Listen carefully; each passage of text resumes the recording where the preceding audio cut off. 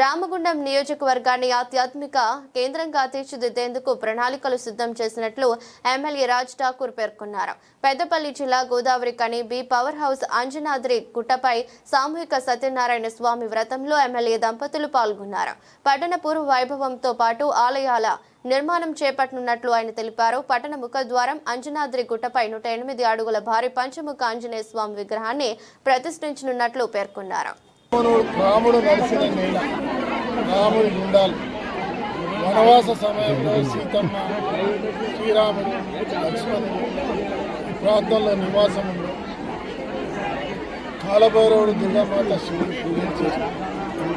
ఇక్కడ అనేక సంవత్సరాల పాటు అనేక కాలం ఈ ప్రాంతంలో ఇక్కడ నుంచి రామగిరి నుంచి ఈ ప్రాంతంలో నడిచిన నేలగా చరిత్రాత్మక.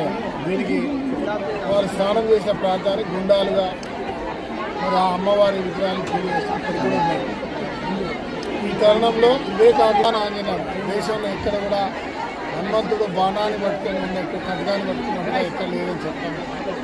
మరి ఆ రోజు రాముడికి హనుమాన్ భక్తుడు కాబట్టి మరి హనుమంతుడు ఈ రకంగా ఇక్కడ దర్శనం ఇవ్వడం, అది బయటికి తెలవడం, మాకు అవకాశం, దీన్ని నిర్మించే అవకాశం ఇవాళ 108 అడుగులు అవుతుంది. ఇక్కడ మీరు చూస్తూ అక్కడ గర్భగుడి 60 అడుగులు పూర్తయింది. 60 అడుగులు గర్భగుడి పూర్తయింది. దానిపైన 17 అడుగుల హనుమాన్ విగ్రహాలు. ఈ ఆంజనేయుడు గర్భగుడి లోపల పైన 108 అడుగుల పంచముఖ హనుమాన్.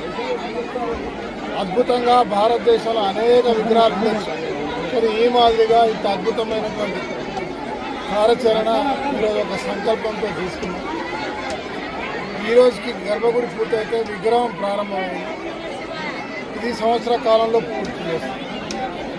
ఇలా అద్భుతమైనటువంటి ఒక నిర్మాణం భారతదేశంలో అతిపెద్ద పుణ్యక్షేత్రంగా మారుతుంది. ఎందుకంటే చాలా పవిత్రమైన హనుమాన్.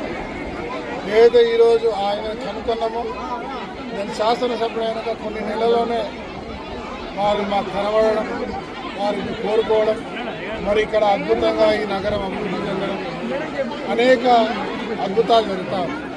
కోరుకున్న వాళ్ళు కూడా జరుగుతారు. ఈరోజు స్వయంగా మీరు వచ్చినారు. ఈ కార్యక్రమంలో ఈరోజు సత్యనారాయణ స్వామి వ్రతాన్ని చేసుకొని ఉపాధిగా తరలించింది. వారందరికీ కొన్ని అసౌకర్యాలు ఉండొచ్చు, రాబోయే రోజులైతే ఇంకా అద్భుతంగా ఇలాంటి అసౌకర్యాలు లేకుండా లక్షలాది మంది వచ్చే ప్రాంతంగా ఇది జిల్లాలని మనస్ఫూర్తి అందరూ బాగుండాలని.